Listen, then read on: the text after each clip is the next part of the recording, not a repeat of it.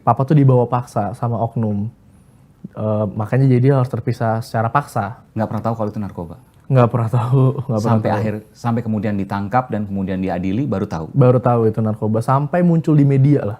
Nah aku nyari tahu karena marah saat itu ya aku nyari tahu papa lewat internet. Galak, papa tuh tipikal seorang ayah yang galak lah. Pokoknya harus belajar agama, pendidikan agama harus sama katanya gitu. Kalau papa tuh tipikalnya gitu.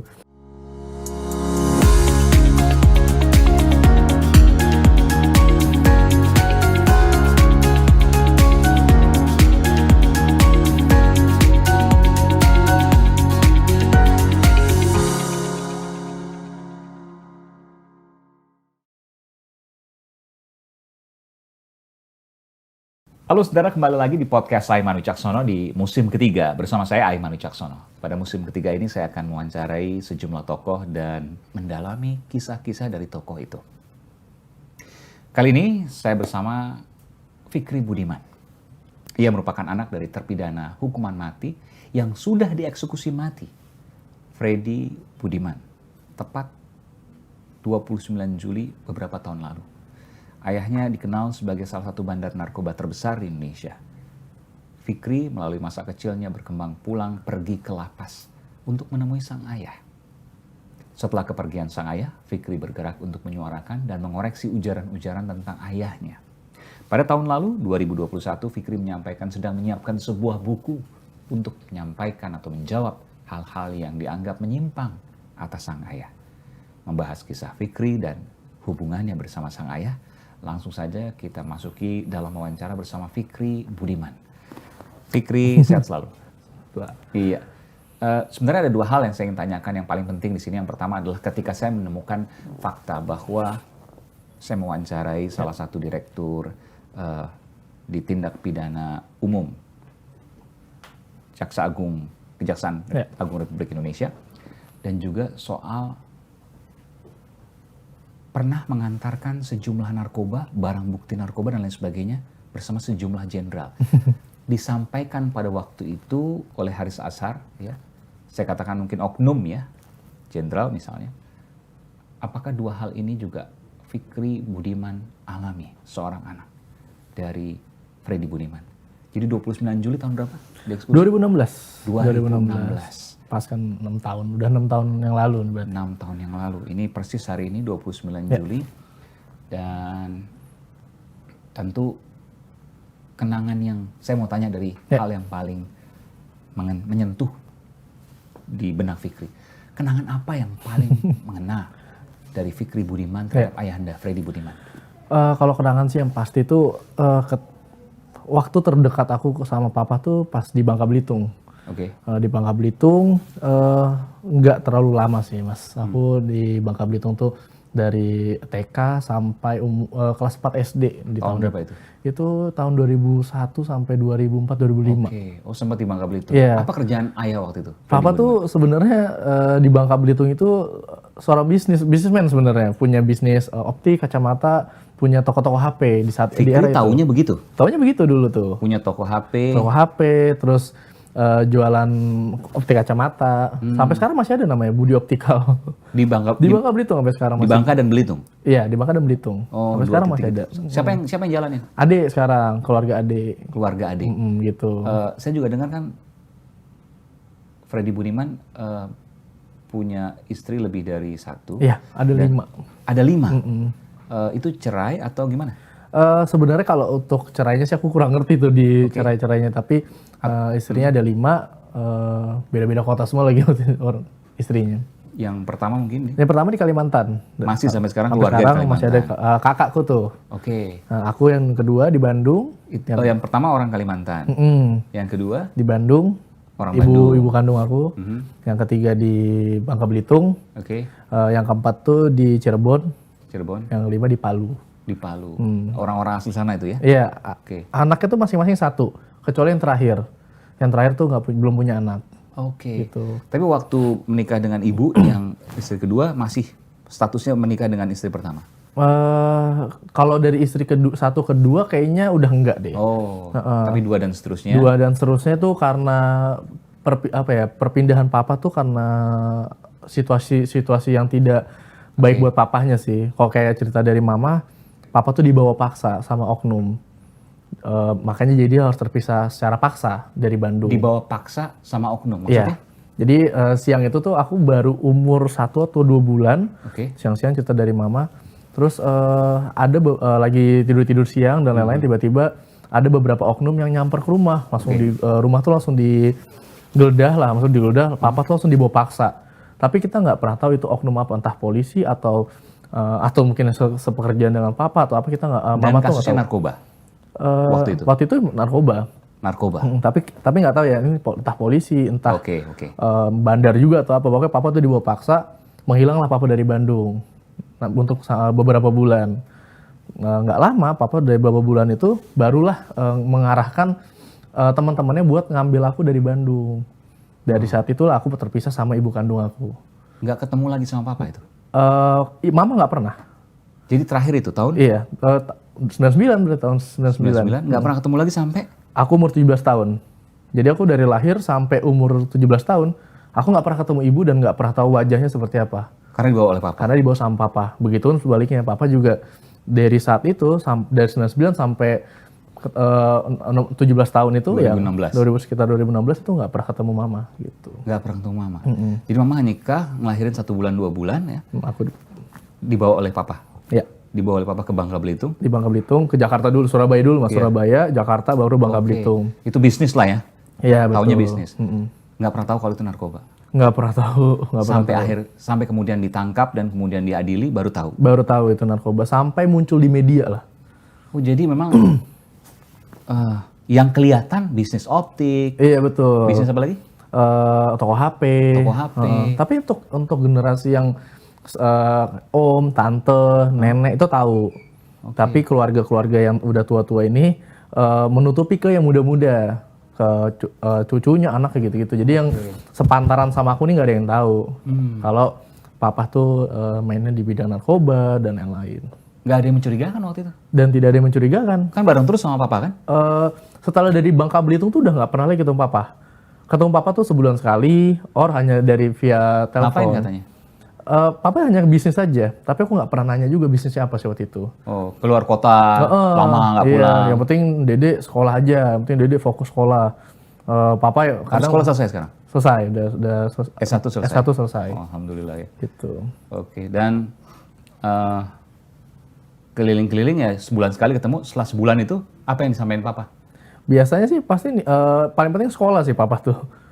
Jadi, harus sekolah, terus ibadah, harus nurut sama, karena aku tinggalnya sama kakaknya dia, jadi tante aku, Iya. jadi aku kayak coba nurut ya sama tante ini, nurut sama om ini gitu. Nanti papa, nanti kita tinggal bareng lagi kayak gitu-gitu.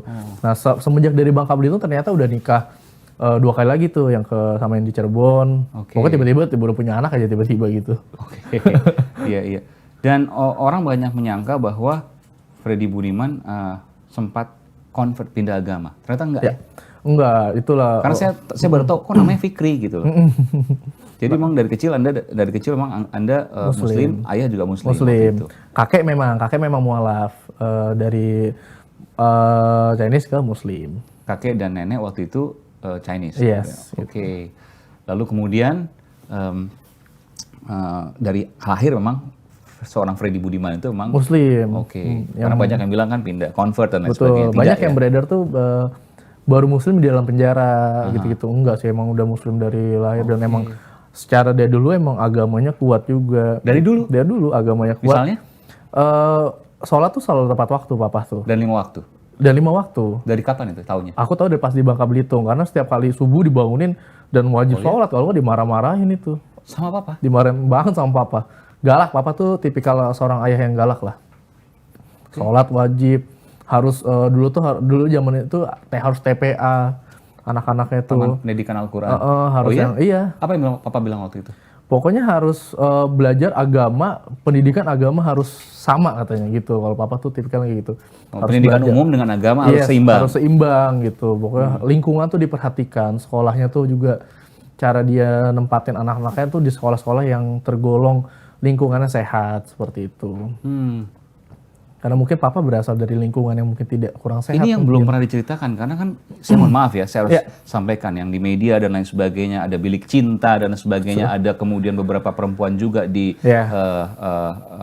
Lapas Cipinang. Betul. Itu yang kemudian tahu, tapi belakangan Iya. sebelakang seperti apa nggak ada yang tahu, baru disampaikan pertama kali. Betul, iya. Eksklusif di Aiman ini. Podcast Aiman. Ya dulu bingung sih karena dulu aku cukup rutin juga ketemu papa. Di lapas? Dulu pindah-pindah kan dari pertama di Cawang, BNN, Oke. terus Salemba, Cipinang, Gunung Sindur sampai Nusa Kambangan aku rutin. Seminggu tuh bisa 3 kali. Seminggu 3 kali? Seminggu bisa 3 kali. Itu Karena usia siapa? SMA? kalau aku kan start tahu papa tuh dari 2013. Karena waktu itu beritanya muncul 2013. Dari tahun 2014-2015 aku mungkin umur 16-15 tahun waktu itu. Oke. 3 kali ke sana? Iya. Siapa yang biayain? Lalu kemudian... Ya papa sih dulu tuh papa. Oh, papa? Papa. Papa ngasih duit terus? Papa masih ngasih duit. Berapa sebulan boleh tahu? Atau seminggu? Sebenarnya papa nih nggak ngasih duit dari papahnya sih sebenarnya. Kayak aku kan tinggal sama tante. Jadi tante inilah di luar tuh papa punya bisnis juga gitu loh, kayak di luar narkoba tuh ada garment juga gitu-gitu. Jadi bisnisnya dari situ. Oh, taunya dari situ? Iya. Tapi nggak tahu kemudian apakah ada benar dari situ dan sebagainya, nggak tahu? Nggak tahu karena sebenarnya bisnis itu memang dulu papa yang ketika papa belum kecemplung di narkoba, memang ceritanya adalah papa yang ngebangun ini bareng kakaknya. Setelah itu papa udah lepas tangan, nggak pernah ada uang aliran narkoba ke situ. Dikelola sama tante. Nah, uang-uang dari situlah yang aku gunain. Jadi pertama kali papa tahu jadi bandar narkoba kapan? 2013. 2013. Tahunya gimana? Waktu itu dulu tuh tahunnya aku lagi di Surabaya. Itu SMA berarti ya? SMA ya, masih baru banget masih SMA. Oke. Itu lagi kumpul keluarga malah itu lagi kumpul keluarga di Surabaya. Oh, Surabaya, oke. Karena kampung kan Surabaya, kampung papa juga di Surabaya. Lagi makan keluarga di salah satu restoran Chinese food di Surabaya. Terus tiba-tiba TV di atas tuh munculin papa. Gitu di media ya kayak berita narkoba lalu dari news anchor. Penangkapan dan lain sebagainya. Iya, dan lain sebagainya. Dari mulai penyebutan Freddy Budiman sih masih aku sih belum udah mulai terpaku tapi masih kayaknya nggak mungkin nih. Kayak bukan deh gitu. Kayak mimpi gitu ya? Iya, maksudnya kayaknya nggak mungkin lah gitu. Mungkin Freddy Budiman yang lain. Tahu papa dari mana waktu itu? Papa lagi di mana taunya? Papa lagi kerja aja tapi nggak tahu di mana gitu. Dan nggak pernah ngabarin? Nggak pernah Kan ngabarin. 2013 sudah ada handphone dong. Kabarin biasanya kan kalau Jarang, anak. papa tuh jarang. Dan kita tuh nggak bisa nelpon papa dulu. Harus papa yang nelpon duluan. Oke. Gitu. Akhirnya makan. Tapi keluarga tuh udah yang tua-tua nih udah mulai panik. Udah mulai ngedistract dan lain-lain. Sampai akhirnya aku udah denger sama Freddy Budiman udah fokus ke ini, ke TV. Sampailah muncul muka papa. Situlah baru pertama kali tahu itu hancur-hancur total-totalnya. Kaget dong keluarga makan bareng. Keluarga kaget, apalagi aku sebagai Gak anak. ada yang tahu satupun tuh. Gak ada yang tahu, hanya 3 orang di situ yang Jadi tahu. taunya udah ketangkep baru? Iya. Atau masih buron waktu itu? Langsung Masih ketangkep? udah ketangkep. Oke. Udah tangkap, udah dari momennya kan lebaran itu, lagi lebaran kumpul keluarga. Dari yang harusnya jadi ceria jadi ya moodnya berantakan semua itu. Apa yang dilakukan waktu itu? Langsung Aku masuk kamar mandi waktu itu, kamar mandi cuci muka. Nahan nangis waktu itu, bener-bener yang udah, ini benar gak sih kayak gitu? walaupun jarang ketemu tapi yang namanya ayah tetap ya. Iya benar, apalagi tertangkap tuh kan suatu hal yang tidak lumrah gitu ya. Gue udah nggak punya bapak lagi nih bakalan gitu. Karena udah pikiran pasti hukuman mati. Dan itu memang sudah langsung hukuman mati kan di saat itu, langsung hukuman besar di saat itu tuh. Oh, disampaikan waktu itu. Karena kan penangkapannya yang 1, sekian juta pil ekstasi itu. Iya. Jadi hancur sehancur-hancurnya. Panik, semua jadi satu. Akhirnya ke kamar mandi cuci muka nggak kuat, minta pulang. Akhirnya kita nggak jadi makan keluarga tuh di situ. Pulang ke rumah semua. Aku langsung kunci kamar. Karena sempat ada rasa marah karena kenapa keluarga ini nggak ada yang ngasih tahu dia sebelum-sebelumnya. Emang ada yang tahu? Ada. Nenek tuh tahu. Tahu kalau? Papa tuh bandar narkoba gitu. Dari tahu. kapan? Mungkin dari pertama kali papa berkelana tahu sih harusnya. Dari belum lahir berarti? Dari belum lahir sih pasti harusnya udah tahu. Dari belum lahir bandar narkoba? Sebenarnya kalau Dari yang kecil bandel-bandelnya kali ya, Oke. Mas gitu. Kayak bandel-bandelnya nenek sih pasti tahu karena keluarga aku tuh tinggal di salah satu daerah Surabaya yang mungkin kanan kirinya nih memang punya sejarah-sejarah kriminal yang kental banget gitu. Di mana tuh waktu itu? Di Kerembangan, Surabaya. Oke, dulu ya, kita nggak tahu sekarang kan udah iya. beda ya. Dulu tuh begitulah, mungkin pergaulan papa dan lain, itulah kenapa papa selalu fokus di lingkungan hidup anak-anaknya gitu. Kerembangan namanya? Kerembangan. Kerembangan. Oke. gitu. Akhirnya tahu. Nah aku nyari tahu karena marah saat itu ya aku nyari tahu papa lewat internet. Aku googling siapa Freddy Budiman gitu. Dan di saat itu sebenarnya nggak ada yang tahu Freddy Budiman. Panggilan papa tuh bukan Freddy Budiman. Siapa? Budi Fernanda. Oh, nama panjangnya siapa? Sebenarnya namanya Freddy Budiman benar, tapi keluarga tuh lebih seringnya manggilnya Budi Fernanda. Budi Fernanda. Makanya namanya Fikri Fernanda Budiman. Nah, anak-anak ponakan pasti manggilnya Papa Budi, Om Budi gitu-gitu. Nggak ada, sama Freddy nggak Nggak ada. ada gitu. Tapi makanya pas ngomong Freddy tuh ngeh tapi kayaknya bukan gitu. Ternyata muncul foto papa. Ya itu di situ saatnya berarti. Banyak yang belum diceritakan ya ternyata. Ya tadi ya, supaya pendidikan dan lain sebagainya ternyata memang ya punya sisi lain juga sebagai pendekar narkoba dan lain sebagainya. Meskipun di akhir masa hidupnya hanya 3 tahun ya, dari 2013 tertangkap ke 2016. Betul. Itu ada kejadian yang luar biasa yang saya dapatkan yang belum pernah kemudian disampaikan sebelumnya. Dan saya disampaikan oleh Bu Agnes, Direktur Tindak Pidana Umum Kejaksaan Agung Republik Indonesia. Jadi nggak ada pohon yang wangi-wangi, nggak ada pohon bunga, tapi lepas dari penembakan ya waktu itu ya, ditembak oleh tergu tembak yang mengeksekusi mati Freddy Budiman, ayahanda. Langsung ada semerbak wangi. Anda juga waktu itu, Fikri juga datang ke sana. Ya. Dan Jadi, benar itu? Kalau mungkin beberapa kejadiannya benar. Yang mana? Pertama angin kencang. Oke. Itu Setelah penembakan itu? Setelah pertemuan sama papa, kita tuh diarahin ke benar-benar perbatasan. Yang depan kita tuh udah kapal. Gitu, buat laut. Depan kita tuh laut buat di salah satu ruang penyeberangan gitu. Nah kita tuh dikumpulin ke sana beserta dengan keluarga-keluarga lain yang salah satu yang keluarganya harus dieksekusi gitu, sama kayak papa. Kita dipindahin, aku berhubung di situ aku sisa berdua. Karena awalnya aku kan berempat. Om, tante, nenek sama aku. Yang datang ke sana? Yang datang ke sana, Nusa Kambangan 4. Hari kedua, malamnya, 2 orang ini oma sama omku pamit duluan ke Surabaya karena mengurus pemakamannya. Gitu, sisalah aku berdua sama tante aku jadi satu ruangan. Aku menyendiri di pinggir laut. Nggak tahu kita harus nunggu sampai berapa lama karena nggak dikasih tahu. Emang nggak dikasih tahu. Itu jam 1 jam 2. Kita nggak tahu nih papa. Udah berapa hari di Nusa Kambangan tuh? 3 hari. 3 hari. Jadi sampai hari ketiga nggak tahu? Tahu. Yang hari kedua tuh? Ini hari kedua ya? Hari kedua nggak tahu nih. Mau hari ketiga, hari keempat, dieksekusinya nggak ada yang tahu? Oh tahu, 3 hari. Oh 3 hari. 3 harinya. Tapi kapan waktunya nggak tahu? Kapan waktunya, jamnya itu nggak tahu. Gitu akhirnya. Karena waktu itu posisi pinggir laut, jadi tante di dalam ruangan yang ada AC-nya gitu. Aku lebih milih di luar. Tiba-tiba hujan besar tanpa ada gerimis-gerimis tuh tiba-tiba dar hujan. Itu bulan gede. apa? Bulan apa itu? Masih ingat? Juli. Itu bulan Juli ya? Bulan Juli. Harusnya musim kemarau ya? Iya, mungkin ya. Pokoknya tiba-tiba hujan. Dan sebelumnya nggak pernah hujan kan? Nggak pernah hujan. Nusa Kambangan tuh nggak pernah hujan. Tiba-tiba hujan. Tenda. Nah ini kan ruangan. Ini ada tenda buat ruang tunggu itu. Tendanya tuh terbang.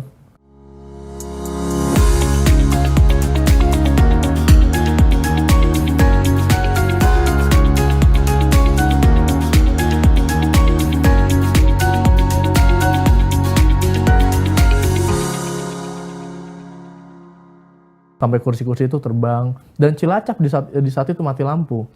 Bukan hanya Nusa Kambangan, tapi Cilacapnya mati lampu. Oh jadi agak jauh tuh antara lokasi eksekusi dengan keluarga? Jauh. Nggak bisa ngelihat pasti. Nggak bisa ngelihat, itu lumayan jauh banget lah. Jadi memang kerinduan akan Tuhan itu dari sosok Freddy Budiman sesungguhnya udah ada dari awal. Tapi dia sempat belok dulu. Iya, sejak tahun 2013, papa tuh tidak pernah lagi memakai narkoba, mengedarkan narkoba. Papa itu punya anak 4, 3 ini nggak ada yang tahu papa tuh seorang bandar narkoba.